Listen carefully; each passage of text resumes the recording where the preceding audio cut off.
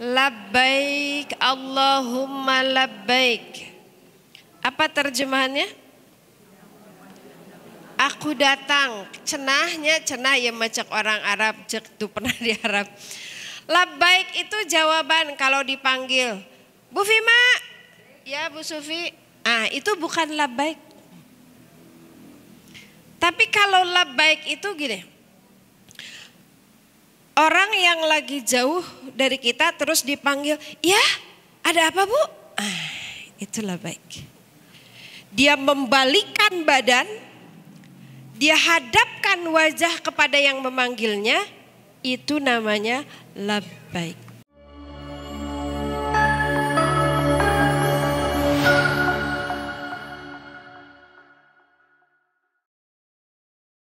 Baik, bismillah. Assalamualaikum warahmatullahi wabarakatuh. Alhamdulillah, alhamdulillahilladzi alafa baina qulubina fa asbahna bi ni'mati ikhwana. Asyhadu an la ilaha illallah wahdahu la syarika lahu wa asyhadu anna Muhammadan abduhu wa rasuluhu la nabiyya ba'dah. Allahumma salli ala sayyidina Muhammad wa ala ali sayyidina Muhammad kama sallaita ala sayyidina Ibrahim wa ala ali sayyidina Ibrahim fil alamin innaka Hamidum Majid. Asbahna wa asbahal mulku lillahi walhamdulillahi la syarika lah la ilaha illa huwa wa ilaihin nusur. Asbahna ala fitratil islam wa kalimatil ikhlas wa ala dini nabiyyina Muhammadin sallallahu alaihi wasallam wa ala millati abina Ibrahim hanifa wa ma kana minal musyrikin. Ja'alana Allah wa iyyakum minal a'idhin wal fa'idhin. Jawab atuh. Gimana jawabnya? Amin aja, gak apa-apa deh, lumayan daripada sami-sami. Ibu mohon maaf lahir batin. Kullu am wa antum bi khair insyaallah. Semoga Allah menjadikan kebaikan kita ba'da Ramadan itu tidak hanya setelah Ramadan, tapi kullu am, sepanjang tahun insyaallah. Ini adalah bulan Syawal. Apa artinya Syawal? Meningkat, naik, bertambah.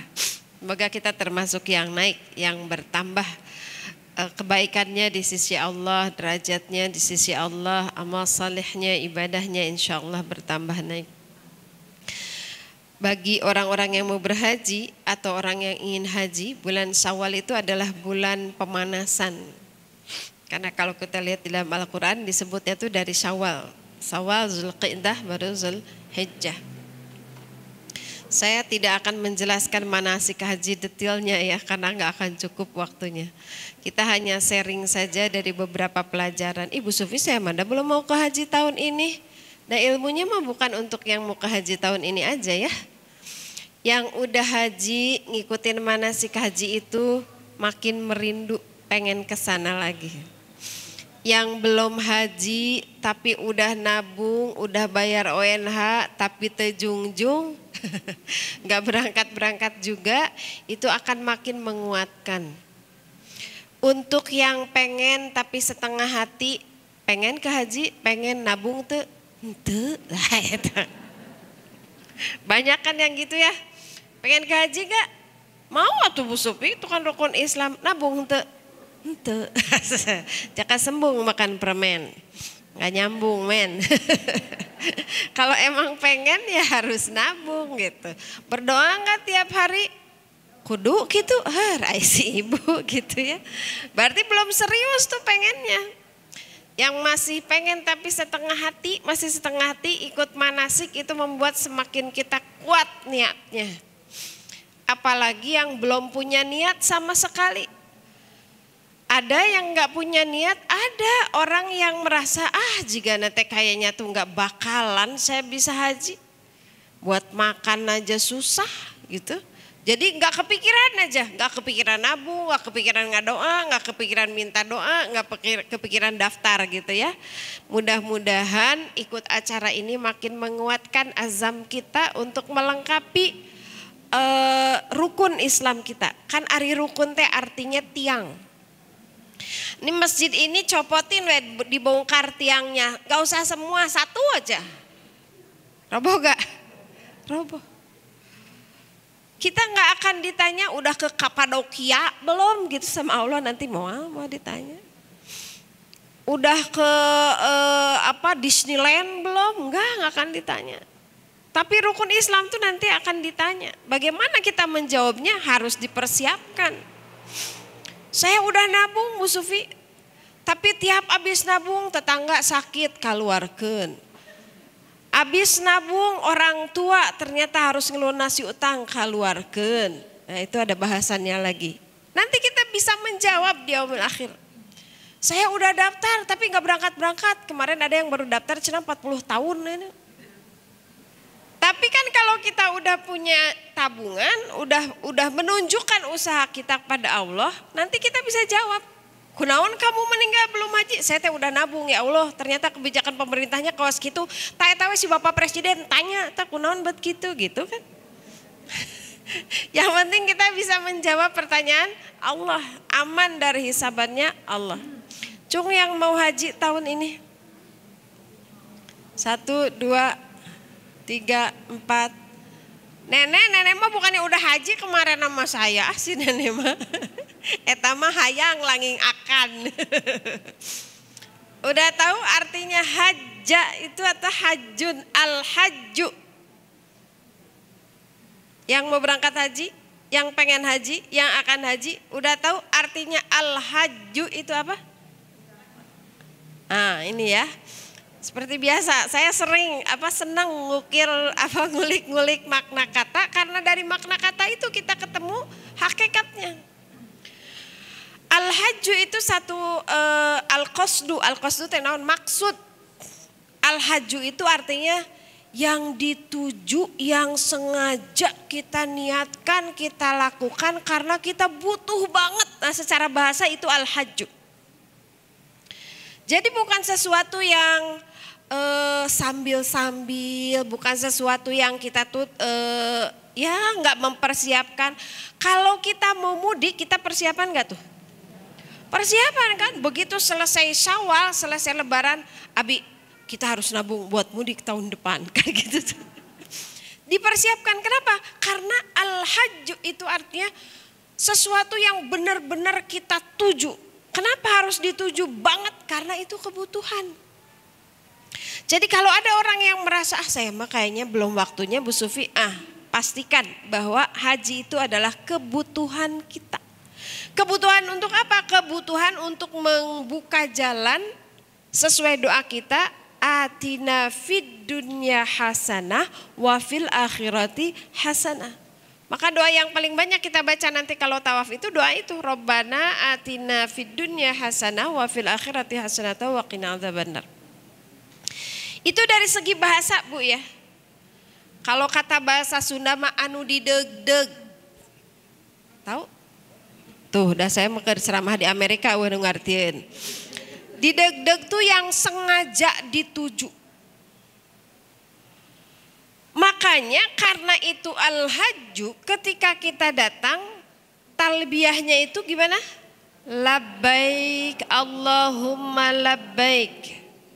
Apa terjemahannya? Aku datang. Cenahnya cenah ya macak orang Arab, cek tuh pernah di Arab. Labbaik itu jawaban kalau dipanggil. Bu Fima, ya Bu Sufi. Itu bukan labbaik. Tapi kalau labbaik itu gini. Orang yang lagi jauh dari kita terus dipanggil, ya ada apa Bu? Itu labbaik. Dia membalikkan badan, dia hadapkan wajah kepada yang memanggilnya, itu namanya labbaik. Jadi karena itu al-hajj sesuatu yang benar-benar kita tuju dan kita sangat butuh, kita akan menghadapnya tuh bukan setengah hati, bukan setengah wajah, tapi benar-benar menghadap. Makanya hati-hati banget ya. Di Al-Quran yang tadi kita baca, wa atimul hajja wal umrata lillah. Sempurnakanlah haji dan umroh itu hanya karena Allah. Tadi di BC itu saya sebutkan modal kita untuk haji supaya sempurna kan harus sempurna kata Allah ya. Tong setengah-setengah. Jangan haji yang ngasal, jangan haji yang dapon. Dapon tuh apa ya, asal terpenuhi aja deh Bu Sufi rukun-rukunnya, nggak sempurnakan kata Allah. Sempurnakannya untuk apa? Lillah, hanya untuk Allah. Makanya ketika kita bilang labbaik Allahumma labbaik, kalimat berikutnya apa? La syarika laka labbaik. Tidak ada sekutu bagimu ya Allah, tidak ada yang menyaingi engkau dalam ibadah haji ini. Tidak ada yang memalingkan aku dari engkau ketika ibadah haji ini. Itu harus benar-benar. Da engke tehnya Bu di ditu teh ya. Distraksi teh naon yang ngebelokin itu kita teh banyak. Keluar ti Nabawi toko emas ngajejer. Udah gitu. Kalau sekarang sih nggak terlalu banyak ya. Waktu saya umroh tahun berapa? 2015 atau 2006. Itu sepanjang di Nabawi itu yang jualan banyak banget ya. 2 real, 5 real gitu. Itu tuh distraksi. Kalau nanti di otak kita top of mind-nya itu adalah hari ini belanja apa lagi ya? Hari ini ke pasar mana lagi ya? Hati-hati, jangan sampai haji kita tuh Allah disaingi oleh receh-receh di sekitar Nabawi maupun di sekitar Mekah. Ibu Sufi karpetnya murah tahu bararagus jadi itu. Menggoda iman dan menggoda dompet. Pengen kemana? Wisata, ayo. Kadang-kadang wisatanya juga nggak pakai ilmu. Dari mana Bu? Dari Taif. Oh, tawaf wada dulu nggak kata saya. Kenapa Bu Sufi harus tawaf wada? Pan tawaf wada mah nanti kalau kita mau pulang hari Ibu. Tawaf wada itu sunnah kalau kita meninggalkan kota Mekah. Taif di Mekah nggak? Kadek tuhnya. Makanya bekal haji itu iman untuk membersihin tauhid, ilmu sama memahami hikmah. Jadi entong belanja gitu Bu Sufi? Enggak, silahkan belanja. Tapi hati-hati, la syarika laka labbaik, tidak ada sekutumu bagi engkau ya Allah dan aku menghadap kepadamu. Itu tuh Bu ya dalam perjalanannya tuh. Kan kita itu orang yang sudah diberikan kemampuan dan kesempatan ditakdirkan oleh Allah itu kan nanti statusnya berubah ya. Dari hamba jadi tamunya Allah. Yang namanya tamu itu kira-kira nih kalau ibu namu ke rumah saya terus ibu nggak tahu aturan. Tiba-tiba duduk di kasur saya misalnya tiba-tiba masak gitu. Tamu itu harus ngikutin aturan yang punya rumah. Tamu itu harus menerima apapun yang diberikan oleh tuan rumah. Terus saya hidangkan misalnya air putih. Terus kata Bu Eli itu, Ibu Sufi mending gak mau air putih, saya mah pengen susu atuh. Kira-kira itu tamu pika sebelen. Nyebelin banget kan. Jadi nanti di sana tuh Bu disuguhin banyak hal sama Allah tapi tidak boleh menyaingi Allah di hati kita, tidak boleh mengurangi niat kita bahwa niat kita adalah lillah. Apakah suguhan Allah di sana enak semua? Kagak. Nanti teh ya kita teh disuguhin bau ketek anu kacida pisan. Bener, saya kan pendek Bu. Kalau selepas-selepet itu lagi tawafnya, aduh digiran orang Afrika, orang India, komo Masya Allah. Itu hidangan Allah. Pastikan bahwa itu semua hanya membuat kita makin ingat kepada Allah, makin fokus sama Allah. Matakna saya malah mentawaf teh perem weh. Ambe fokus pada arti doa, paling saya mindahkan karet ya. Atau mindahin apa namanya terakhir itu pakai apa ya yang paling mudah. Karena kalau kita buka mata banyak suguhan Allah yang kalau kita nggak kuat iman tuh bisa ngedistract. kulit ya Allah meuni hideung katempo henteu ungkul aya gitu. Ada yang putih semua sampai ke bulu-bulu mata putih ada. Ada orang yang Gusti pika sebeleuna teh nya nguji pisan gitu kan. Kita lagi duduk lagi husu-husu kita zikir. Ujuk-ujuk andeprok hareupeun kita brok. Gitu kan? Kita udah mau sujud tiba-tiba dilangkahin orang. Itu tuh suguhan Allah. Gak boleh mengurangi la syarikalah kita. Gak boleh mengurangi lillahnya kita. Makanya tadi di surat Al-Baqarah 187. Berbekalah kalau mau haji teh, tapi ketahui ya. Sebaik-baik bekal itu adalah takwa. Itu makna al-hajj. Makanya labbaik. La syarika lakal labbaik. Innal hamda wan ni'mata. Sesungguhnya segala puji ya Allah. Dan segala kenikmatan laka bagimu. Wal mulk. Begitu juga semua kekuasaan dan kerajaan hanya padamu ya Allah. Kita bisa ke haji. Aduh alhamdulillah ya saya tahun ini kepanggil sama Allah. Terus ngerasa mungkin karena saya soleh gitu ya. Banyak yang lebih soleh dari kita tapi belum Allah kasih kesempatan. Banyak yang lebih kaya dari kita tapi Allah beri kesempatan. Banyak yang lebih sehat dari kita tapi Allah kasih kesempatan. Belum kasih kesempatan. Ada yang lebih rerempok, lebih sakit, lebih susah dari kita tapi Allah panggil juga. Jadi bukan soal duit, bukan soal sehat, bukan. Haji itu bagaimana Allah menghendaki hambanya untuk dijadikan tamunya. Makanya kita bilang innal hamda wan ni'mata laka wal mulk la syarikalah. Nanti teh sa'i, ya Allah cenah 7 balik yutuur gimana nih kaki gimana. Innal hamda wan ni'mata laka. Itu tuh Bu ya Allah. Makanya kalau ibu lihat di ayat berapa tadi? Ayat 197. Yang paling banyak disebut itu 98-nya ya. Masya Allah. Yang paling banyak disebut tuh zikir kata Allah, zikir. Itu tuh untuk menguatkan kita. Jadi ketika ninggalin hideung kita baca subhanallah maha besar Allah dengan segala ciptaannya.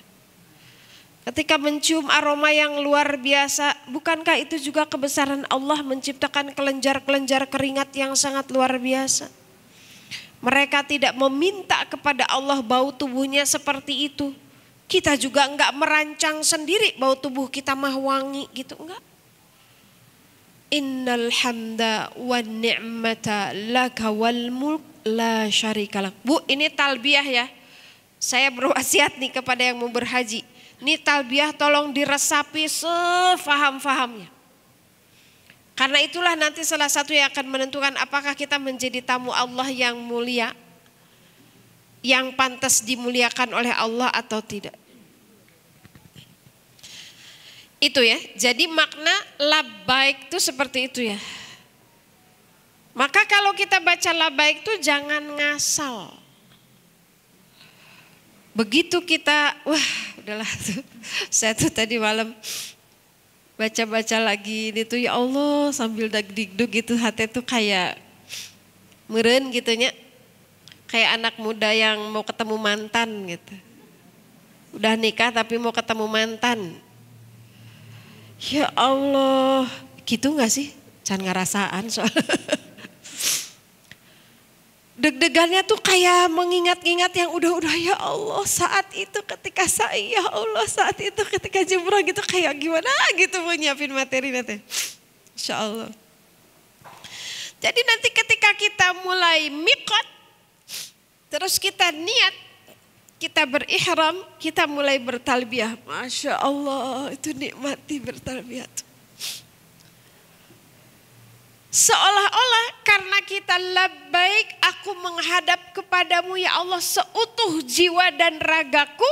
maka nggak boleh berpikir ke belakang. Saya pulang nggak ya kira-kira, enggak. Kalaupun kita harus mati di situ, saya datang menghadapmu ya Allah. Jadi kayak mau long journey gitu Bu, kayak mau melakukan sebuah perjalanan jauh yang nggak tahu ada batasnya atau enggak. Itu makna labbaik. Sekarang apa itu makna Mekah? Apa itu Mekah? Atau di dalam Al-Quran itu Bakkah disebutnya.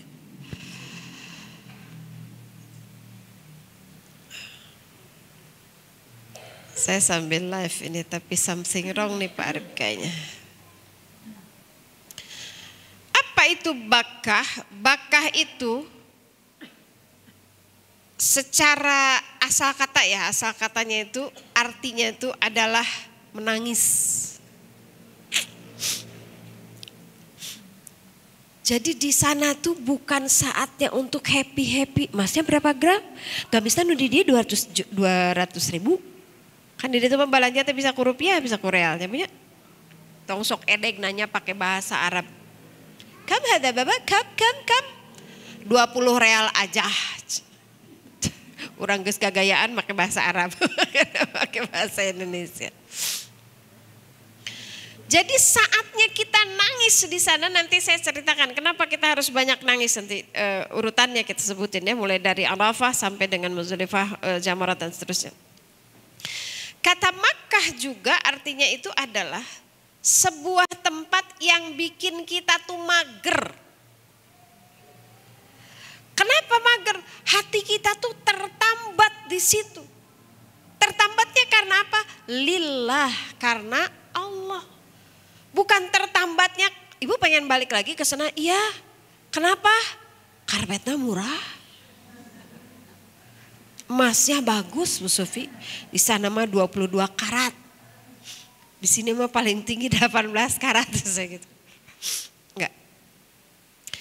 Jadi magernya kita dari kota Mekah itu karena hati kita tertambat di situ. Dengan kenikmatan ibadah kepada Allah, dengan kenikmatan taqarrub kepada Allah. Sehingga kalau kita ke Mekah terus mau pulang, bagaimana perasaan kita ketika pulang? Semekah itulah hati kita. Kalau kita mau pulang punya rasa berat, punya rasa sedih. Itu yang paling sedih itu pas tawaf wada. Masya Allah.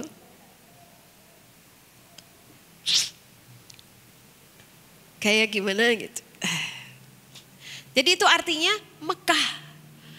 Pastikan tidak ada perkara-perkara yang membuat kita gak mau meninggalkan Mekah, tapi itu bukan lillah. Ibu mau beli emas silahkan, mau beli gamis silahkan, mau beli coklat aneka macam silahkan, mau beli kacang-kacangan silahkan, mau segala macam silahkan.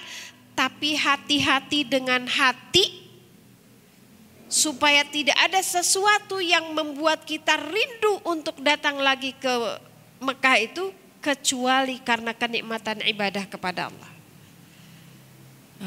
Itu harus benar-benar tuh. Makanya coba ibu perhatikan ya. Kalau orang yang haji itu kan kata Allah wala rafasa wala fusuqa. Itu di dalam tafsirnya ada yang mengatakan tidak bolehnya itu bukan cuman ketika berhaji. Tapi kalau kita sudah berniat, Bu Tati tahun ini ibu berangkat haji. Udah tuh harus dijaga.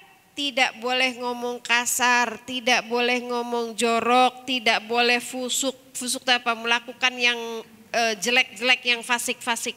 Kenapa? Supaya hati kita terbiasa. Hati kitanya lebih bersih, maka nanti ketika di sana oleh Allah disuguhi macam-macam. Disuguhi jalan puluhan kilometer, disuguhi suhu yang sangat panas, disuguhi temen sekamar anu pika sebelen, disuguhi kamar hotel anu gak enak, disuguhi makanan yang ngebosenin. Ya Allah. Itu kan suguhan Allah semua. Kalau kita nggak mengkondisikan hati kita dari sekarang, Bu. Meni asa capeknya sholat deui ka hotel, ti hotel ke masjid, ti hotel ke masjid. Nanti apalagi kloter pertama, Bu. Mau ke haji tuh, kenapa Bu Sufi haji teh cuman gini doang geuningan? Cuman sholat doang di hotel, di hotel, di masjid, di hotel, di masjid. Geser dikit jam-jam tower, geser dikit pasar gitu ya. Hati-hati, Bu. Kalau kita tidak mempersiapkan hati dari sekarang, kita akan merasa kieu-kieu wae geuning haji teh gitu. Saya pernah ketemu dengan seorang nenek-nenek. Saya perhatikan, si nenek teh usik-usik kata saya gitu ya. Maksudnya tuh khusyuk aja gitu dia tilawah. Terus saya samperin. Nenek udah berapa kali hatam? Saya bilang, saya lupa itu hari keberapa belas gitu. Sudah 7 kali hatam katanya. Saya bilang, gimana nih caranya? Saya kesini jam 2 malam dia bilang. Terus saya bilang gini, jangan diporsir Nek. Kita kan belum haji intinya, saya bilang gitu. Justru karena saya belum haji inti kata dia, saya harus lebih banyak di masjid. Saya harus minta tolong sama Allah supaya saya tuh nanti haji itu benar-benar sempurna, benar-benar sesuai syariat Allah. Wih, saya nih si nenek kayaknya keren banget. Terus dia bilang justru karena saya haji, saya harus menghemat lutut saya dia bilang. Kalau saya bolak-balik jalan-jalan ke sana kemari nanti pas hajinya saya sakit. Lutut saya leklok, iya juga ya. Coba, kalau nggak dipersiapkan ketika belum haji, hatinya, ketakwaannya, orang nggak akan ihtisaban kayak gitu tuh, nggak akan kalkulasi kayak begitu. Jadi dia bilang dia tuh dari hotel bawa kurma, air zam-zam udah nggak usah disebut ya di sana mah ya. Bawa kurma, bawa roti, bawa buah-buahan. Itu sarapan pagi sama makan siang saya dia bilang.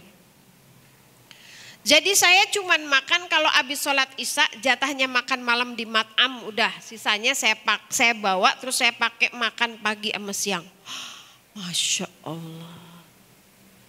Tapi kalau kita nggak iman, kesel Bu nungguin haji beneran. Saya tuh ke hajinya berapa hari ya kemarin ya menuju haji itu 21 harian lah. Kalau kita tidak punya mindset bahwa kita tuh lagi mempersiapkan ibadah terbesar, terpenting, termahal, tersusah nunggunya 12 tahun itu, nggak akan fokus. Nah itu makna Mekah, makna haji, makna labbaik. Buat saya 3 pengertian ini ketika berhaji itu tuh jadi apa ya? Jadi pengingat terus gitu, jadi pengingat terus. Fahami karena kita labbaik, kita harus menghadap sepenuhnya. Karena kita tamu, kita harus jadi tamu yang mulia. Dan kita udah datang ke sana itu kan jadi tamu yang mulia Bu. Dimuliakan Allah. Tapi kalau kelakuan kita tidak menunjukkan kemuliaan kita jadi pika sebelen di hadapan Allah gitu. Enggak, yuk. Karena waktunya cuma sampai jam, setengah jam deh ya tuh. Itu baru pembukaan atuh.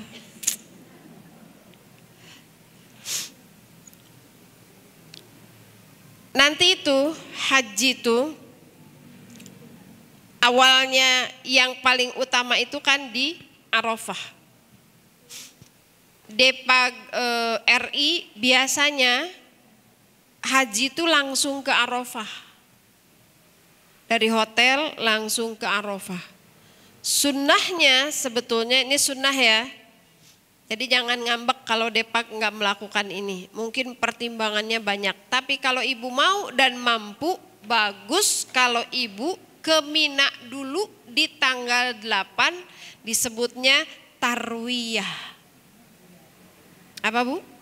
Tarwiyah. Apa itu arti tarwiyah? Kita tahu perjalanan haji itu kebanyakan adalah sejarah sejarah Nabi Ibrahim alaihissalam. Tarwiyah itu adalah artinya merenung.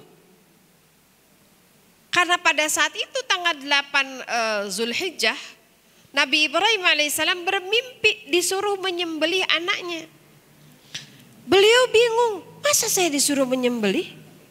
Akhirnya beliau merenung, ini teh perintah Allah atau setan ya gitu. Seharian itu tanggal 8, Nabi Ibrahim alaihissalam merenung.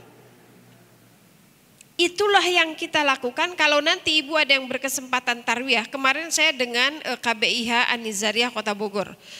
Kami mengambil tarwiyah tanggal 8. Dan itu kita urus sendiri. Cari hotel sendiri, cari bis sendiri, cari catering sendiri, cari tenda sendiri.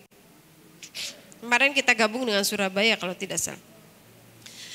Jadi dari hotel kita ke Mina. Ngapain di situ? Istirahat, merenung, merancang yang mau kita doakan di Arafah teh apa. Jadi di tarwiyah itu harus istirahat. Istirahat, gak boleh kemana-mana, istirahat di tenda, ngapain? Merenung. Baru setelah itu kita ke Arafah. Apa arti Arafah? Arafah itu artinya adalah mengetahui. Jadi setelah Nabi Ibrahim merenung seharian tanggal 8, tanggal 9-nya beliau bermimpi lagi lalu dikuatkan keyakinan oleh Allah. Arafah lah beliau akhirnya tahu beliau, oh ternyata ini benar perintah Allah. Itu kalau dilihat dari sisi sejarah Nabi Ibrahim alaihissalam. Kita lihat dari sisi sejarah Nabi Adam alaihissalam. Arafah itu juga ada sejarah Nabi Adam alaihissalam, di mana di Arafah itu ada dekat Arafah itu ada Jabal Rahmah. Bertemunya Nabi Adam dan Ibunda Hawa. Ketika Allah pertemukan di situ, mereka Arafah saling mengetahui, oh iya ini suamiku, ini istriku. Bertemulah mereka, lalu mereka Arafah, apa yang mereka ketahui, mereka saling menyadari, ya kita tuh bisa ada di sini karena kita tuh salahnya ini. Di surat Al-Baqarah dikupas. Maka ketika di Arafah itu kita harus memiliki kesadaran dosa apa aja sih yang udah pernah kita lakukan. Bu, di Arafah itu kita harus ma'rifah, harus mengenal dosa kita apa aja, yang mau kita istighfarin apa aja, yang mau kita minta apa saja. Karena Arafah itu kalau dalam 1 tahun ada Lailatul Qadar, di mana doa kita bisa mengubah takdir hidup kita.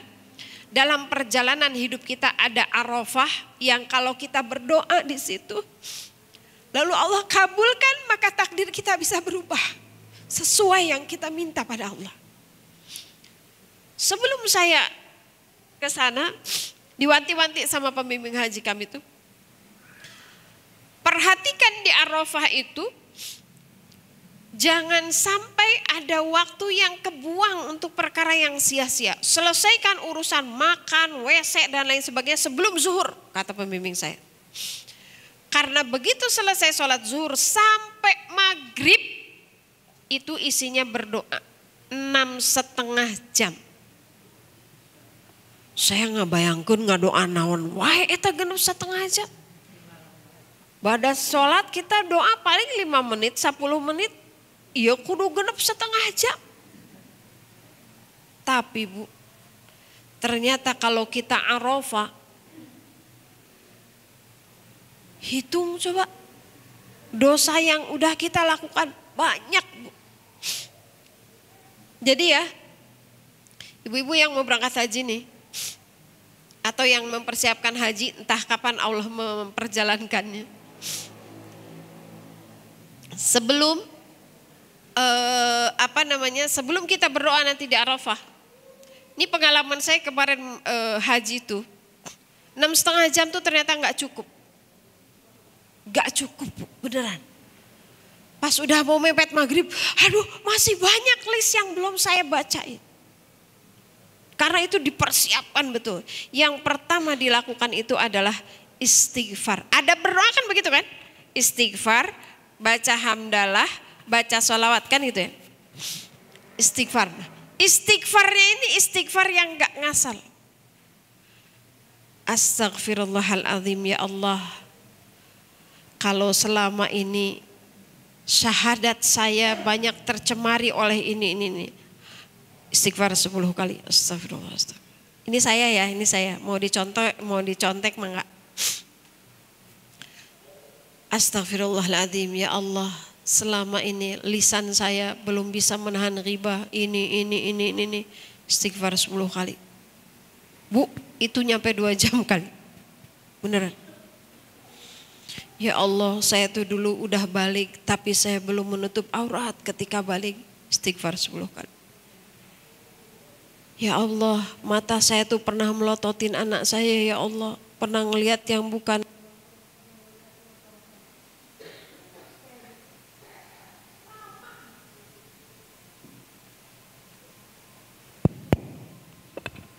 Itu lama. Searofa apa kita tentang kesalahan dan dosa kita selama itu ibu berdoa. Kalau kita ngerasa, dosa saya udah sedikit tapi di papai teh ngan aya salapan. Itu artinya tidak arofa. Ya Allah, umur saya teh 56 tahun, Al-Quran begini masih begini, hafalan masih begini, ngamalinnya masih begini. Istighfar 10 kali. Astagfirullahaladzim, astagfirullahaladzim, astagfirullahaladzim. Itu lama Bu. Beres istighfar, coba bayangin, kalau nggak dipersiapkan bisa nggak? Nggak bisa. Di print. Abis itu saya baca Asmaul Husna. Asmaul Husna itu kan banyak Bu ya, nggak cuma 99. Tapi hadis yang paling panjang tentang Asmaul Husna itu memuat 99 Asmaul Husna. Dengan Asmaul Husna itu saya meminta, misalnya gini. Ar-Rahman, wahai yang maha pengasih, kasihanilah saya, orang tua saya, anak saya, suami saya, kasihanilah kami ya Allah di dunia dan di akhirat dengan Rahman Rahimu ya Allah. Nanti Ar-Razak, wahai yang maha pemberi rizki, karuniakan rizki kepada kami ya Allah untuk wakaf, untuk nyelesain masjid saya ya Allah, untuk membiayai yatim-yatim saya ya Allah, untuk mengumrohkan dan menghajikan keluarga saya ya Allah. Terus sebut tuh rizki apa yang kita minta. Untuk sehat sampai akhir hayat ya Allah terus.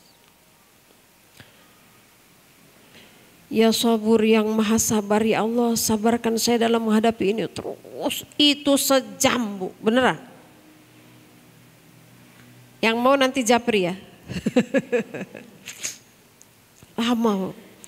45 menit lebih lah udah saya praktekkan. Jadi pengen ngebuka lagi catatannya. Ya semua orang punya hajat masing-masing lah ya. Tapi kata Ustadz saya, yang tidak boleh lupa biasanya orang tuh kalau berdoa yang kebayang apa?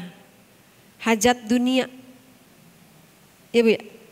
Anak saya sing sehat, sing segera lulus kuliah, segera dapat jodoh, segera dapat anak, pangkatnya naik, segera ada cicilan rumah, segera lunas gitu kan.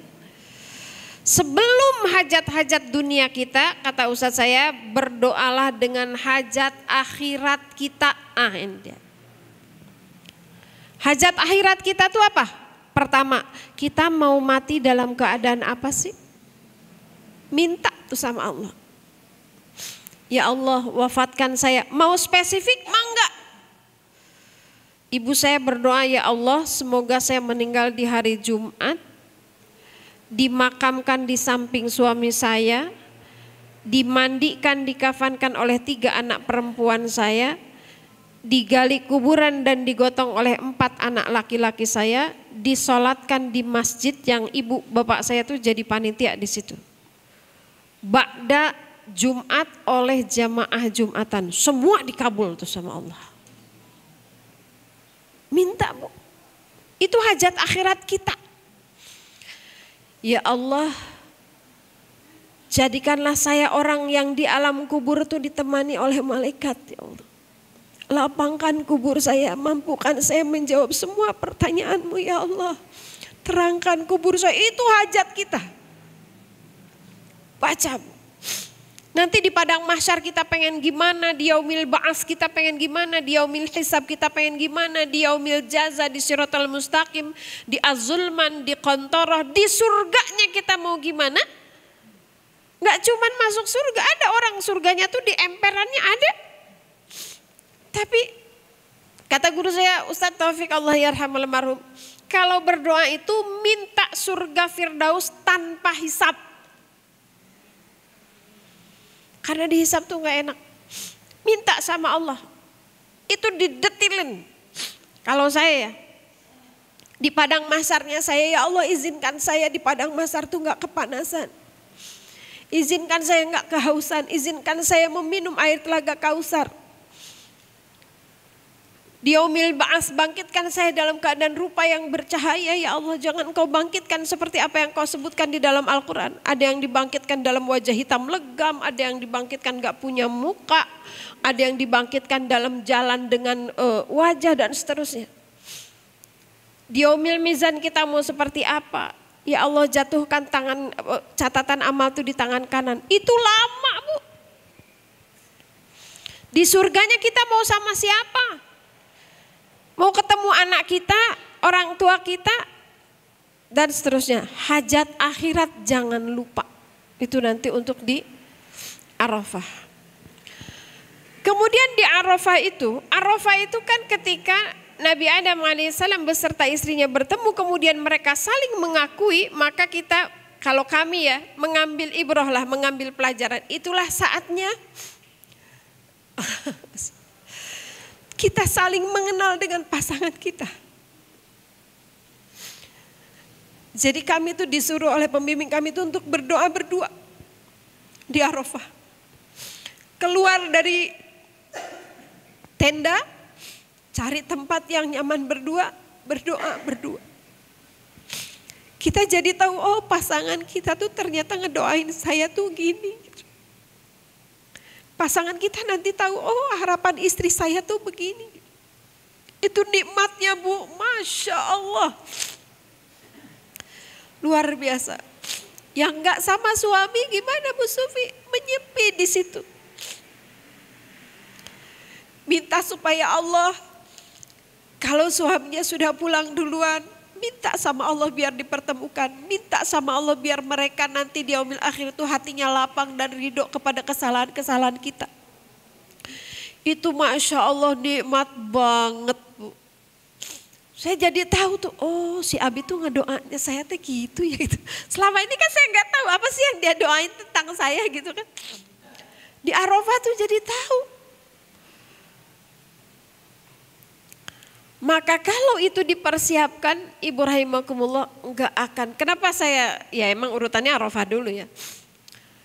Pengalaman yang kurang menyenangkan ketika kemarin berhaji itu salah satunya, ya rasa sedih saya melihat sebagian besar jamaah haji Indonesia itu menyia-nyiakan waktu Arafah. Itu waktu terbaik prime time kita seumur hidup kita. Berdoa di situ supaya Allah catatkan takdir terbaik untuk dunia akhirat kita. Selesai kita sholat, nanti di Arafah tuh sholat tuh harus jamak qashar, Bu ya. Karena itu sunahnya jamak qashar. Kenapa jamak qashar?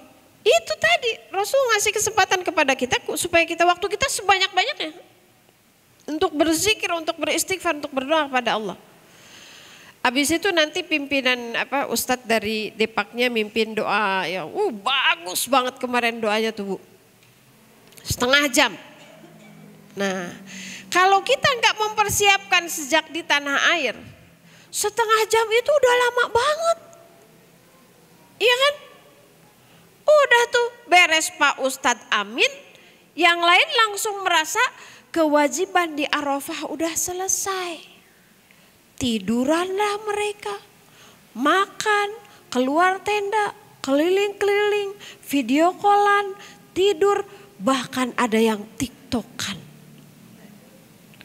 Bukan tiktokan dianya tiktok, dia ngeliat tiktok.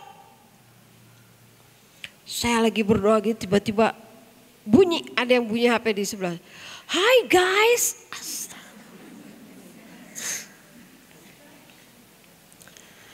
mau saya tegur udah lebih tua dari saya gitu ya, tapi saya bilang udahlah mendingan saya pakai untuk berdoa aja, terus saya doakan. Beres maghrib saya bilang, Ibu, Arafah itu waktu terbaik untuk berdoa. Ya tadi saya udah doain anak saya, suami saya, menantu saya, cucu saya, udah. Oh iya, semoga Allah kabulkan. Udah. Sayang, gak ada jaminan tahun depan kapan lagi kita mendapatkan momen spesial itu, gak ada jaminan. Makanya jangan jadi tamu yang pikas sebelun. Itu sama Allah teh udah dimuliakan di tempat yang paling mulia, silahkan gini-gini terus kitanya, aduh ya Allah jangan deh. Makanya persiapkan, makanya tarwiyah. Karena kalau kita nggak merenungkan dulu, nggak mempersiapkan, nggak akan bisa, nggak akan optimal. Rukunnya terpenuhi Bu Sufi, terpenuhi sih, udah duduk di Arafah dari ba'da zuhur sampai maghrib, terus kita jamaah qashar maghrib bisa selesai, contreng. List rukunnya contreng udah. Tapi perintah Allah apa? Sempurnakanlah. Itu di Arafah. Nanti setelah di Arafah itu kita akan ke Muzdalifah. Kalau kita udah punya list tuh, yang tadi istighfar kita teh apa aja gitu ya, maka itu tuh harus kita pretelin.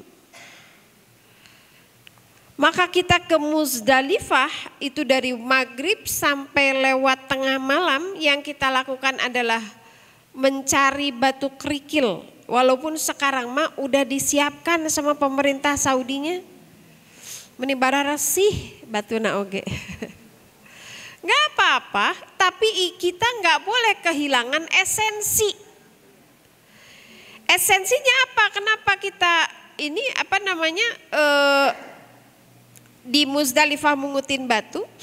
Izdalafah itu artinya ngutilin, meretelin.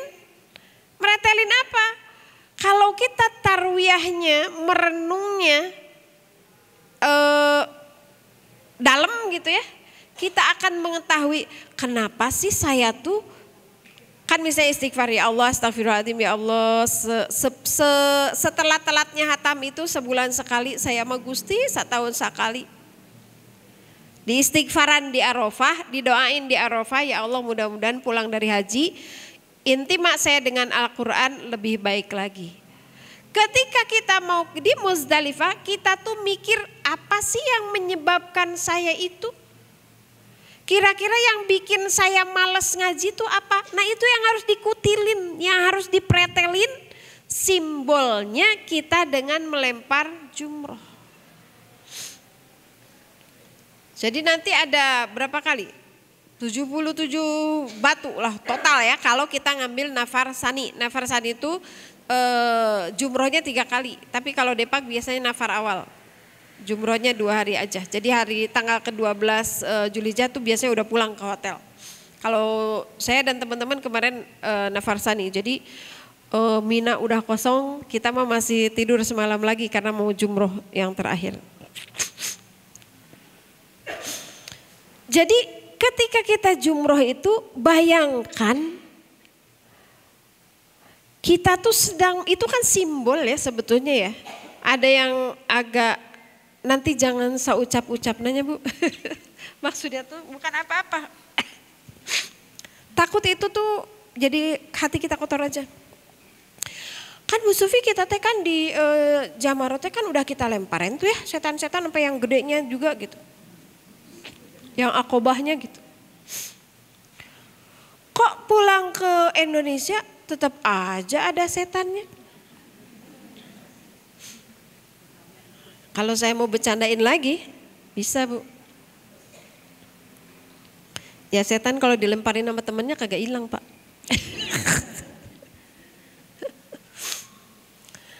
Ya mungkin salah ngelempar ya Pak, nggak tepat kan bisa deh. Jangan deh. Makanya jadi tamu Allah itu meluruskan keyakinan kita taat, jangan main logika. Simpan dulu tuh logika. simpan dulu rasio. Gak akan masuk. Nah naonannya Bu Sufi nyium batu, kukurilingan, nguterin. Kalau pakai logika kita nggak akan menemukan jawabannya. Emang nggak disuruh mikir, disuruh taat. Udah ke haji itu. Maka Bu, nanti ketika melempar jumroh itu punya listnya. Ini 7 batu tuh. Allah. Jadi disebut, ya Allah, semoga Engkau hilangkan penyebab kemalasan saya membaca Al-Quran ya Allah. Semoga Engkau jauhkan setan-setan menggoda saya untuk tidak membaca Al-Quran. Bismillah ya Allahu Akbar. Yang dilempar batu, tapi sesungguhnya yang dibidik hati kita sendiri. Iya kan Bu? Batu kedua.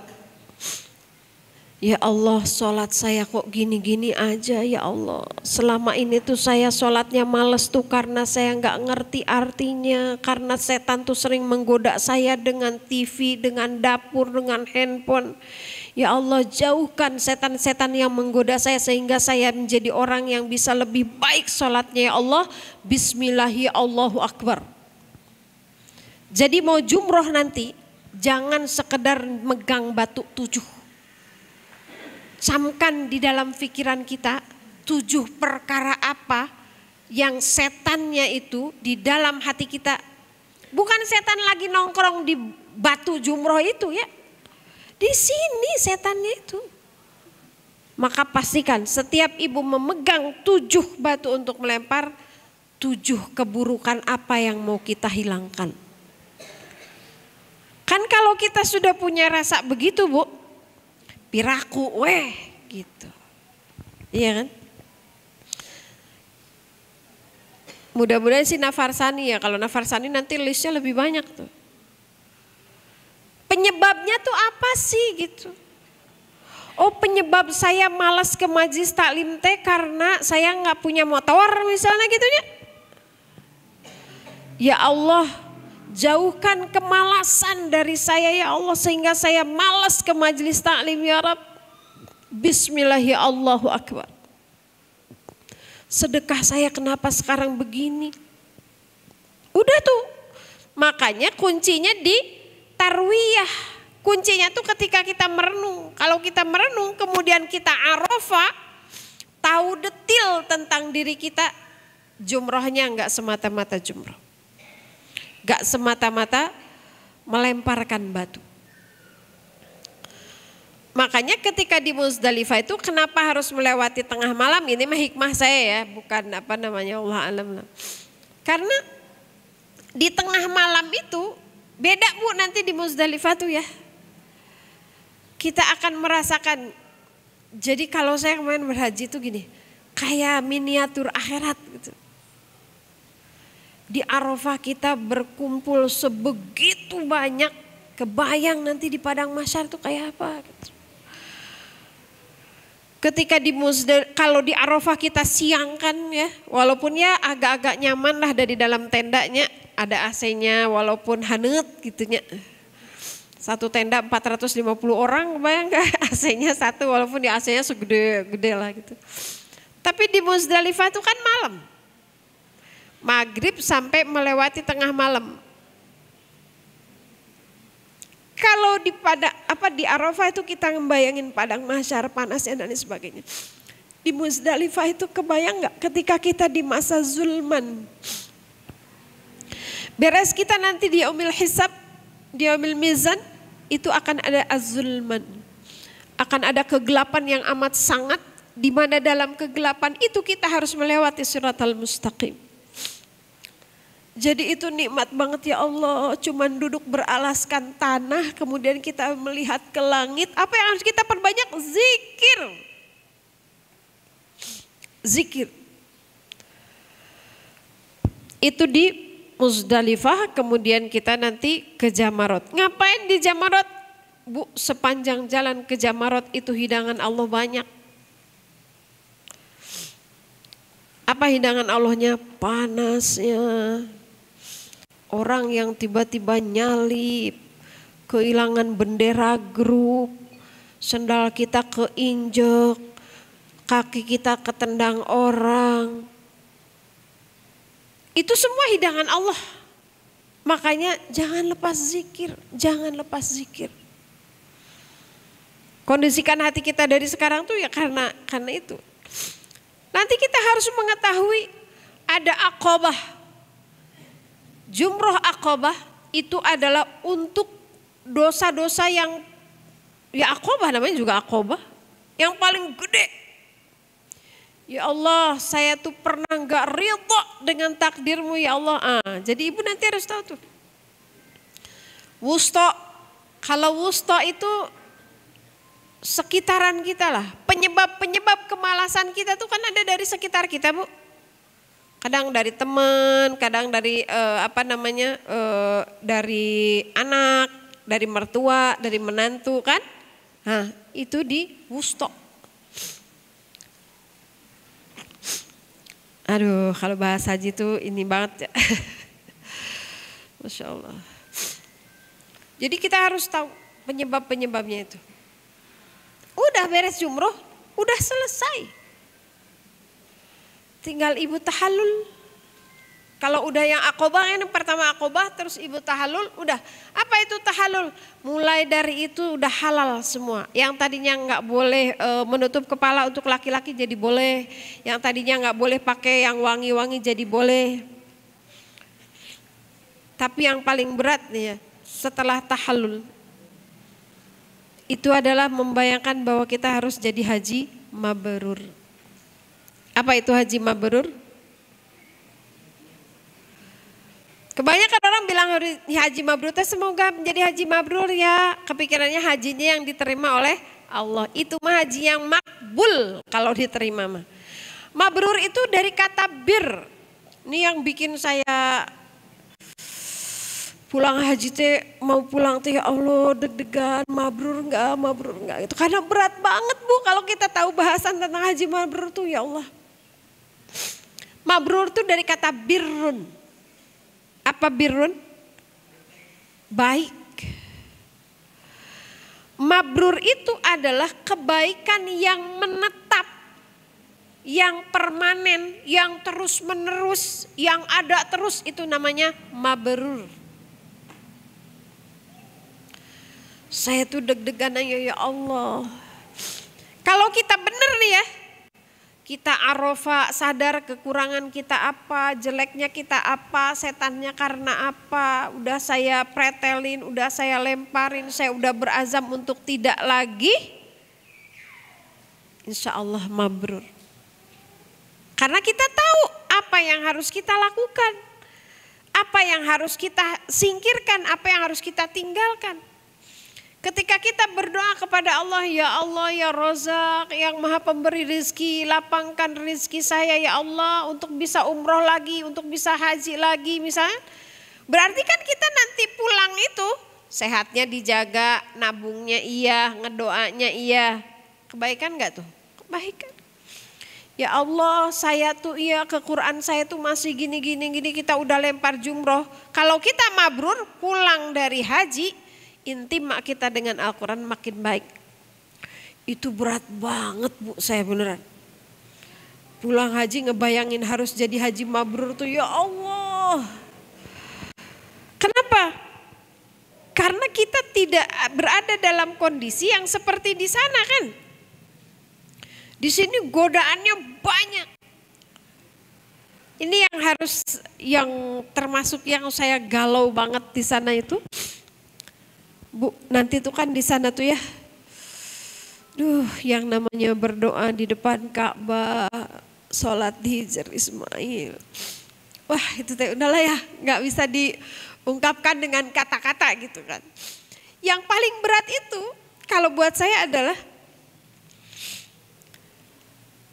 kalau kita merasakan itu tuh cuman di Ka'bah, cuman di Nabawi, cuman di Haram, kan seolah-olah gitu ya. Allah tuh cuman ada di situ. Gitu.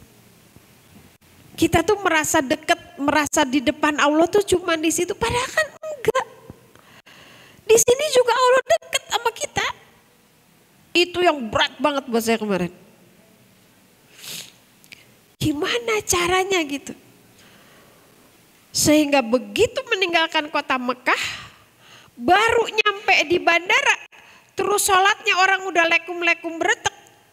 Udah kagak zikir lagi, udah mulai ngomongin orang lagi, udah mulai komen-komen penampilan orang di bandara.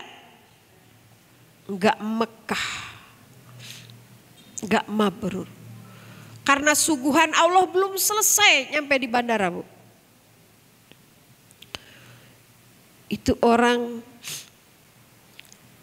ya tahadus bin ni'mah mungkin ya, syukur kepada Allah gitu ya, udah kelar, udah selesai, bawa oleh-oleh banyak, bawa baju, pakai baju baru, pakai pasmina baru, emas naruncum dipakai semua gitu, yang itu tuh pemandangan yang kalau kita enggak sadar bahwa kita tuh abis haji, udah menihayang komen atuh.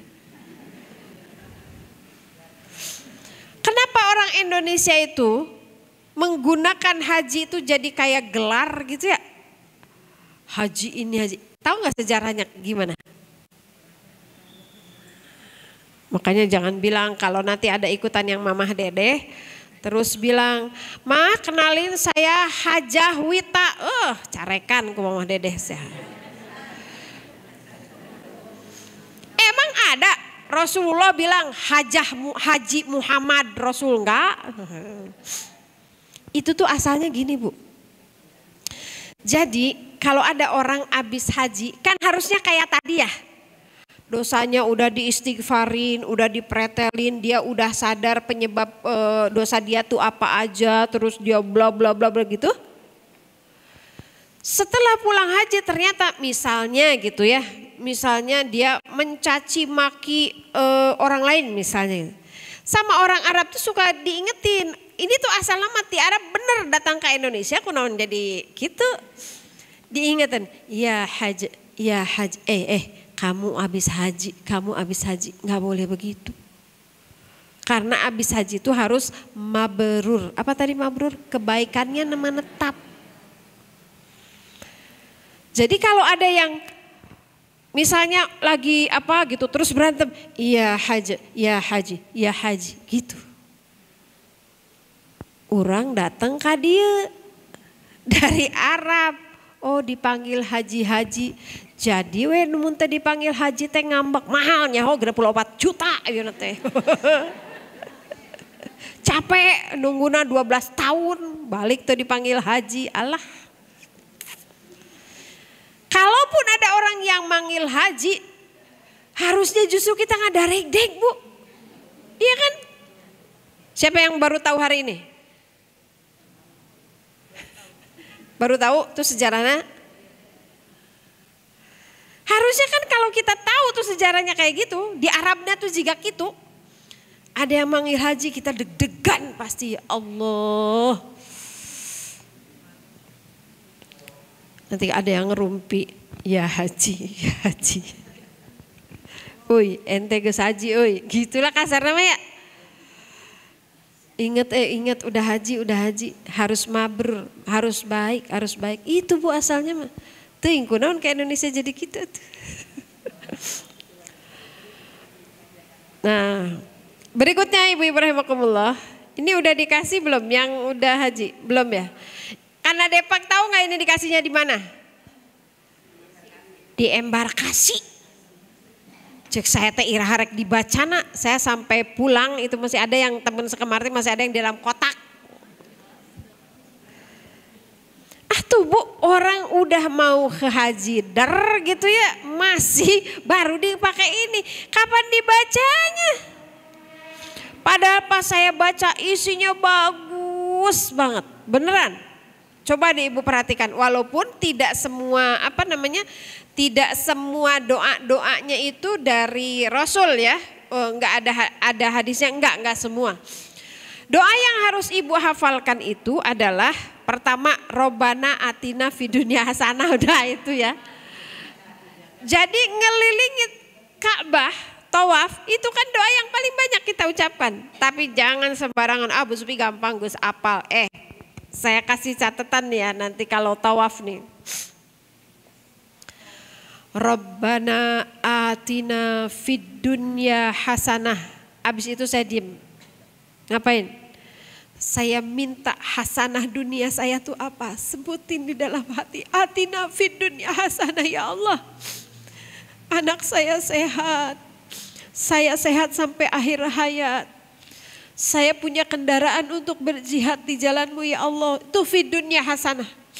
Tetangga yang soleh, negara yang berkah, guru yang soleh, teman yang soleh, tuh fid dunya hasanah. Jangan cuma bilang Rabbana atina fid dunya hasanah. Apalagi kalau yang cuma ngikutin bapak-bapak pembimbingnya ya. Terus dengarti nu dibaca naon. Minimal udah. Kalau ibu bisa dapet ya doa-doa ini terus dibacalah paling enggak ada diapalkeun mah meni loba pisan atuh. Jadi daripada ibu sibuk gini ya nanti teh pas lagi tawaf teh benih paciu halaman sabaraha yuk. Tiba-tiba udah ada di multazam, lewat aja multazam. Padahal di multazam itu doa top-topnya doa kita itu di multazam. Antara Allahumma sholli ala sayyidina Muhammad. Antara pintu Ka'bah dengan kok lupa sih? Hajar Aswad. Jadi kalau saya bentak itu ngelihat udah bentak apa? Buka mata. Udah multazam belum? Udah multazam tuh. Tuh di multazam tuh. Jadi ketika baca Rabbana atina fid dunya hasanah, bayangin fid dunya hasanah yang ibu minta apa? Wa fil akhirati hasanah, hasanah akhiratnya apa? 1 putaran anak ke 1, 2 putaran anak ke 2, 3 putaran anak ke 3. Gak sempet Bu merhatiin baju orang, beneran?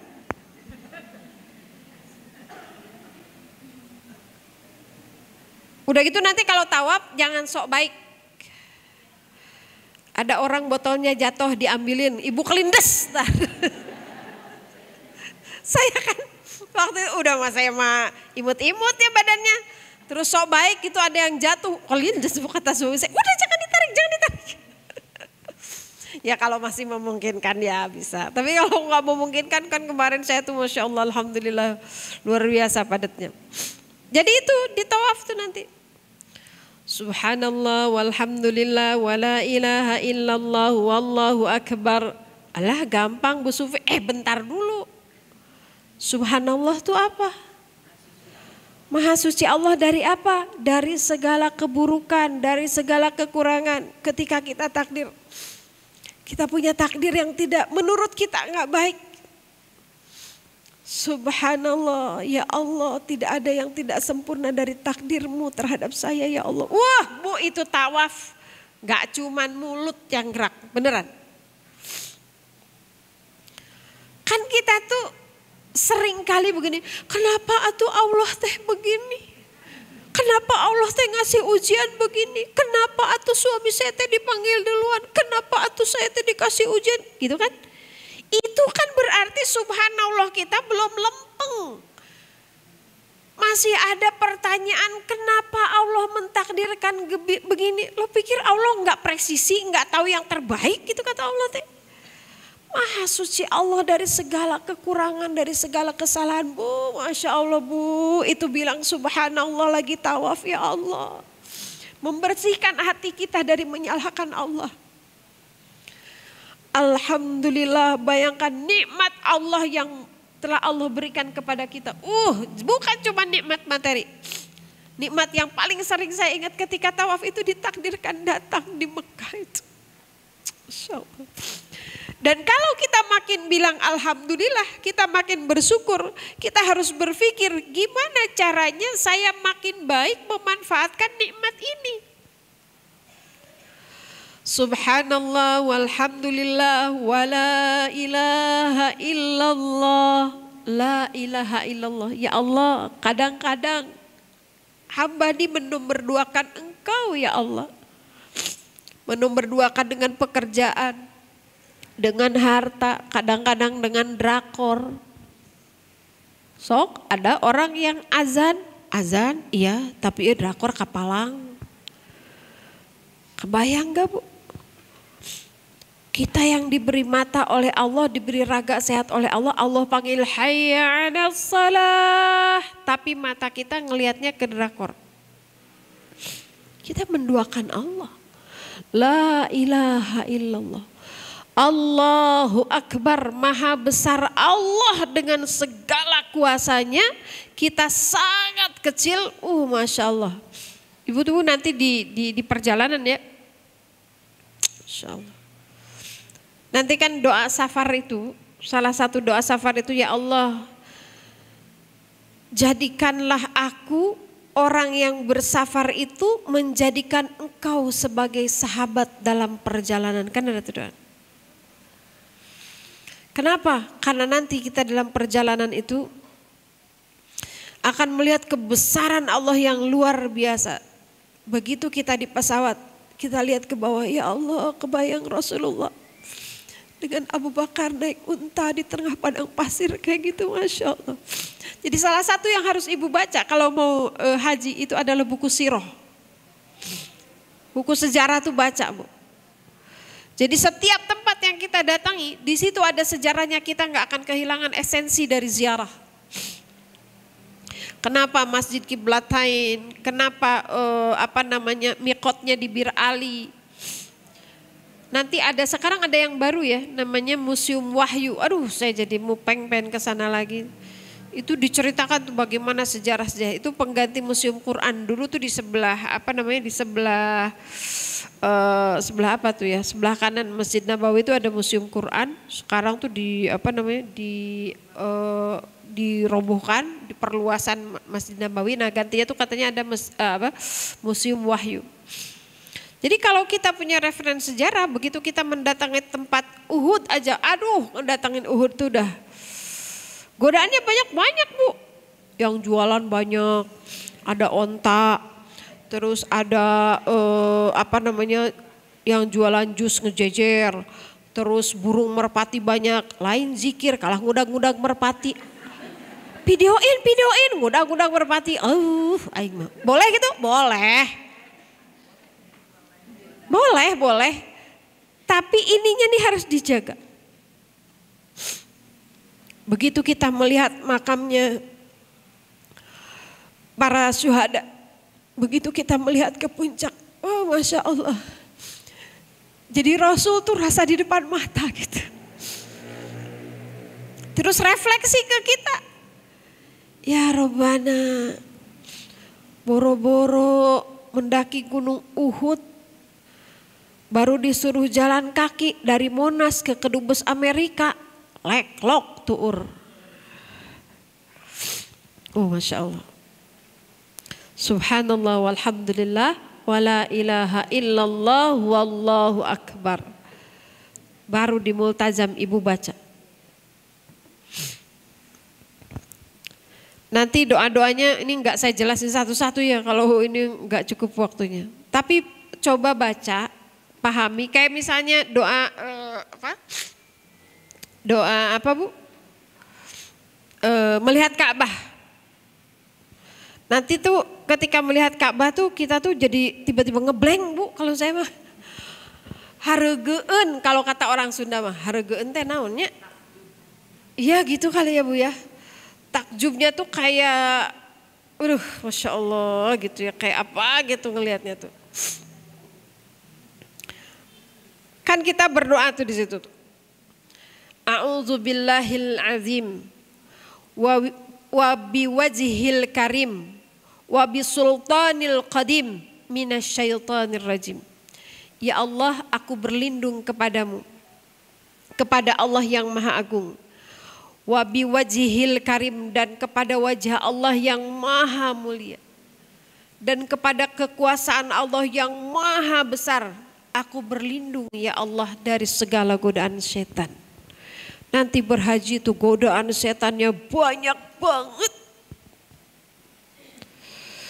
Udah makan itu lagi, itu aja.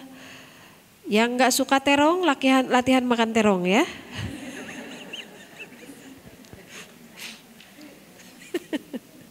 Udah gitu terongnya kan bukan kayak kita digoreng dulu. Ima terongnya diancelupkan ya pokoknya karena bumbu. Jadi geser dikit dari karet lah gitu hasilnya. Coba kita ngelihat udah gitu frekuensinya tuh ya Allah selang sehari etade gitu makanan tuh Masya Allah. Kalau kita ngebayangin nafsu kita, aduh gak akan nafsu beneran. Makanya ya dari sini yang rada rewel makannya, kalau nggak bisa bawa uang banyak, bawa makanan dan nasi banyak. Penuhin tuh koper, kagak usah bawa baju banyak-banyak dah. Terus kalau bisa ya, kalau ibu mau pakai baju putih, ini perhatian khusus nih. Kalau ibu mau pakai baju putih yang rapi. Rapi itu dalam pengertian nggak transparan, nggak ngejiplak. Ini mah pakai gamis putih, kagak pakai daleman, kagak pakai celana panjang, terusnya ke Masjidil Haram, eta di dekat eta teh meni terang banget gitu ya. Maka saya kemarin aja kebanyakan baju hitam, saya baju putih cuma satu, itu juga dipakai pas di foto-foto doang karena ini travel. Hati-hatilah kalau pakai baju putih ya, kerudung putih, baju putih itu hati-hati kalau saya kemarin. Jangan sampai kita tuh ini, terus hati-hati juga distraksi yang paling gak kalah berbahayanya itu handphone.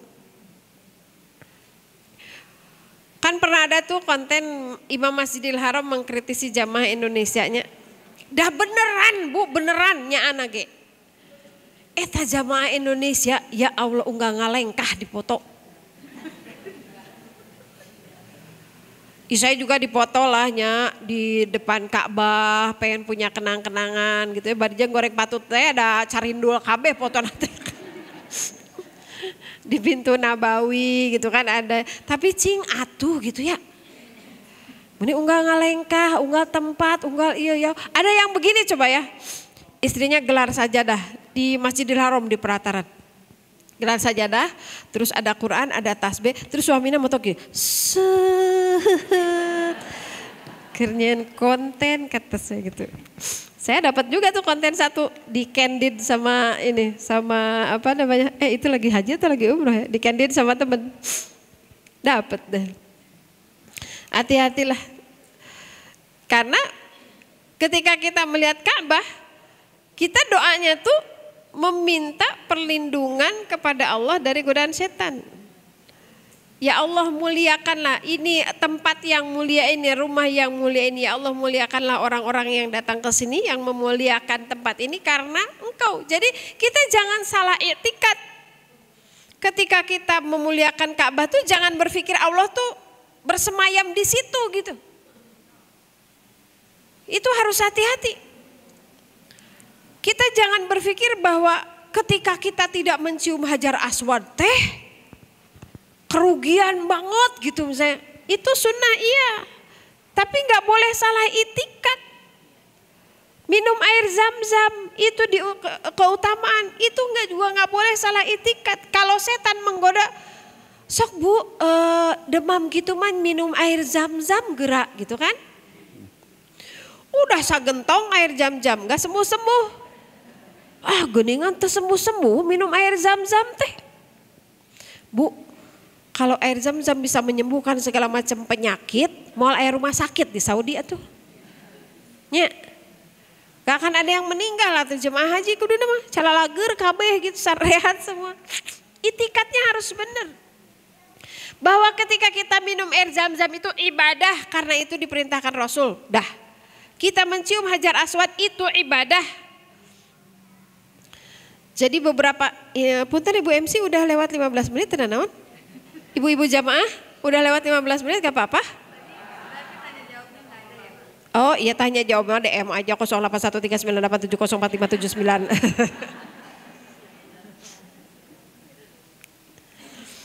Semua itu adalah karena ketaatan kita kepada Allah. Bukan bukan karena airnya, bukan karena batunya, bukan karena kotak Ka'bahnya. Susah nggak Bu? Susah.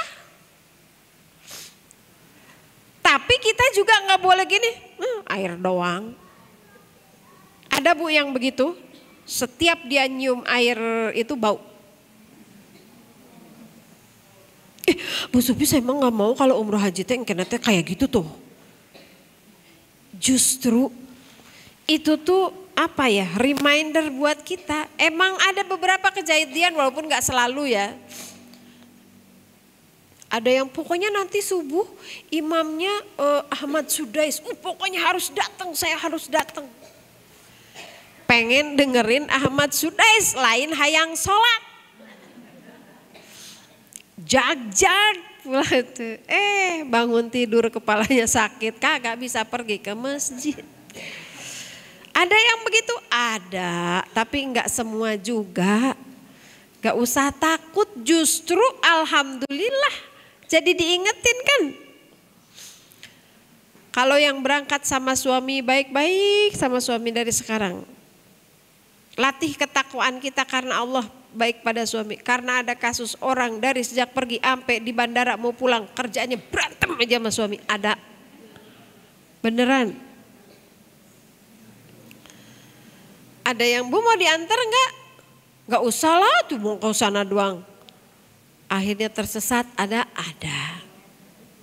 Itu mah cuman ya bumbu lah. Menunjukkan kekuasaan Allah. Membuat kita hati-hati, membuat kita punya gambaran di yaumil akhir ya, semua perbuatan teh aya balasanana, gitulah kurang lebih. Yang tidak kalah penting juga, ibu-ibu rahimakumullah, nanti itu kan kita ziarah ke makam Rasulullah sallallahu alaihi wasallam. Kalau ada yang punya rezeki, boleh tuh ke BTM dulu. Ada VR Journey yang kayak bioskop 5 dimensi itu. Ambil judul Hijrah. Nanti Ibu dapat lihat itu, nanti ke sono, Masya Allah. Saya udah dari sono kemudian lihat film itu ngaguk-guk dari awal sampai akhir. Jadi berasa ada di dalam makam Rasulullah. Jaga adab ketika kita di makam Rasul. Ini yang kadang-kadang gak diperhatikan. Apalagi kalau sekarang mah karpetnya udah hijau semua. Kalau dulu kan karpet merah maka karpet hijau. Orang dusuk-dusukan, ngedorong-dorong sampai pengen ke karpet hijau. Bu, dijaga adabnya. Menghormati saudara kita, tidak mengganggu saudara kita itu wajib. Orang Indonesia ya pagawean anak ngejajar.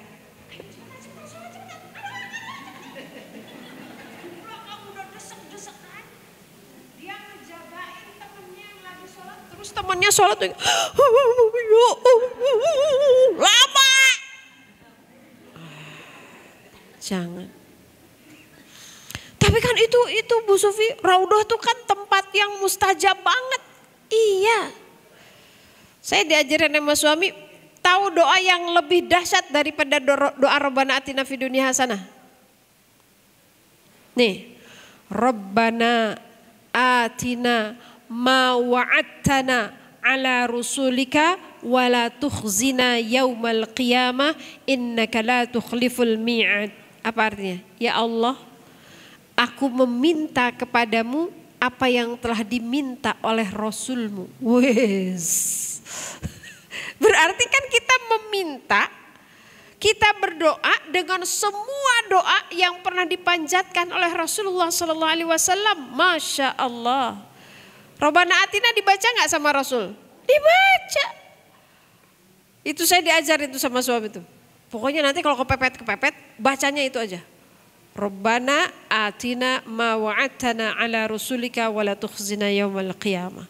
Jangan engkau jadikan aku orang yang di yaumil akhir tuh sedih ya Allah. Kira-kira kalau kita enggak sedih di yaumil akhir, ada di mana kita? Kalau kita enggak sedih berarti kita enggak ketemu neraka kan? Kalau kita enggak sedih berarti kita enggak mendapatkan kesusahan. Di alam kubur nggak susah, di padang mahsyar nggak susah, di yaumil hisab, di yaumil mizan, di al-qantarah, di mizan kita nggak susah.